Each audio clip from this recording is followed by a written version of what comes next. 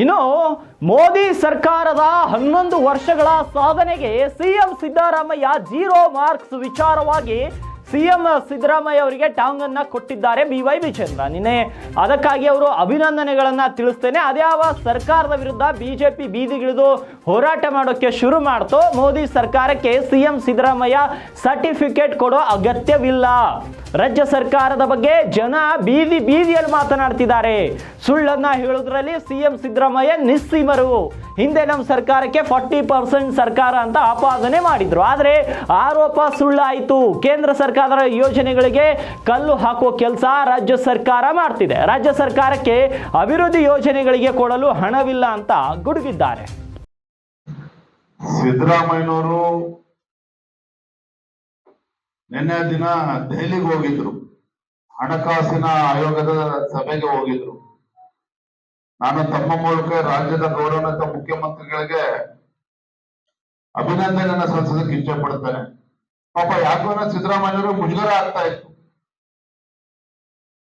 GST council ಸಭೆಗೂ ಕೂಡ ಹೋಗೋದಿಲ್ಲ, ಹಣಕಾಸಿನ ಆಯೋಗದ ಸಭೆಗೂ ಕೂಡ ಹೋಗ್ತಾ ಇರ್ಲಿಲ್ಲ, ನೀತಿ ಆಯೋಗದ ಸಭೆಗೆ ಹೋಗ್ತಾ ಇರ್ಲಿಲ್ಲ. ನಾವು ಪದೇ ಪದೇ ಒತ್ತಾಯವನ್ನು ಕೂಡ ಮಾಡ್ತಾ ಇದ್ವಿ. ಆದ್ರೆ ನಿನ್ನೆ ಸಭೆಗೆ ಹೋಗಿ ಬಂದಿದ್ದಾರೆ. ಒಂದು ನೀವು ಗಮನಿಸ್ಬೇಕು, ಸಿದ್ದರಾಮಯ್ಯನವರ ರಾಜ್ಯದ ಮುಖ್ಯಮಂತ್ರಿಗಳನ್ನ, ಯಾವಾಗ ನಮ್ಮ ಭಾರತೀಯ ಜನತಾ ಪಾರ್ಟಿ ಬೀದಿಗಳು ಹೋರಾಟ ಮಾಡ್ತೇವೆ ರಾಜ್ಯ ಸರ್ಕಾರದ ನೀತಿಗಳ ವಿರುದ್ಧ, ಅಭಿವೃದ್ಧಿ ಆಗ್ತಾ ಇಲ್ಲ ರಾಜ್ಯದಲ್ಲಿ, ಗ್ಯಾರಂಟಿಗಳಿಗೆ ಹಣವನ್ನ ಕ್ರೋಢೀಕರಿಸೋದಕ್ಕೆ ಸಾಧ್ಯ ಆಗ್ತೇನೆ, ಅಭಿವೃದ್ಧಿ ಪ್ರಾರಂಭನೇ ಆಗಿಲ್ಲ, ಭ್ರಷ್ಟಾಚಾರದ ಬಗ್ಗೆ ಮಾತನಾಡಿದಾಗಲೆಲ್ಲ ಕೇಂದ್ರ ಸರ್ಕಾರವನ್ನು ಟೀಕೆ ಮಾಡ್ತಾರೆ. ನಿನ್ನೆನೂ ಕೂಡ ಅದೇ ಕೆಲಸವನ್ನ ಮಾಡಿದ್ದಾರೆ. ಆದ್ರೆ ಒಂದು ಹೇಳ್ತೇನೆ, ಸಿದ್ದರಾಮಯ್ಯನವರು ಮೋದಿಜಿ ಅವರಿಗೆ ಸರ್ಟಿಫಿಕೇಟ್ ಕೊಡ್ತಕ್ಕಂತ ಅವಶ್ಯಕತೆ ಇಲ್ಲ. ಇವತ್ತು ರಾಜ್ಯದಲ್ಲಿ ಅವರ ಸರ್ಕಾರದ ಆಡಳಿತ ವೈಖರಿ ಹೇಗಿದೆ ಅಂತ ಹೇಳಿದ್ರೆ ಬೀದಿನಲ್ಲಿ ಇವತ್ತು ಜನ ಮಾತನಾಡ್ತಾ ಇದ್ದಾರೆ. ಇವರ ಹುಡುಗನ್ನ ಮುಚ್ಚಿ ಹಾಕಿಕೊಳ್ತಕ್ಕಂಥ ಸಲುವಾಗಿ ಕೇಂದ್ರ ಸರ್ಕಾರದ ಟೀಕೆಯನ್ನ ಮಾಡುವಂತದ್ದು ಒಂದು ರೀತಿ ಅಭ್ಯಾಸ ಮಾಡ್ಕೊಂಡಿದ್ದಾರೆ.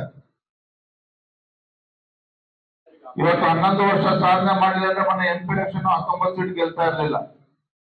ಹಾಗಾಗಿ ರಾಜ್ಯದ ಜನ ಎಲ್ಲವನ್ನೂ ಕೂಡ ಗಮನಿಸ್ತಾ ಇದ್ದಾರೆ, ಮೋದಿಜಿಯವರ ಸಾಧನೆಯನ್ನು ಕೂಡ ಗಮನಿಸ್ತಾ ಇದ್ದಾರೆ, ರಾಜ್ಯ ಸರ್ಕಾರದ ವೈಫಲ್ಯಗಳನ್ನು ಕೂಡ ಗಮನಿಸ್ತಾ ಇದ್ದಾರೆ. ಅವರ ಸರ್ಟಿಫಿಕೇಟ್ ಅಗತ್ಯ ಇಲ್ಲ ಅಂತ ನಾನು ಈ ಸಂದರ್ಭದಲ್ಲಿ ಹೇಳ್ತೇನೆ.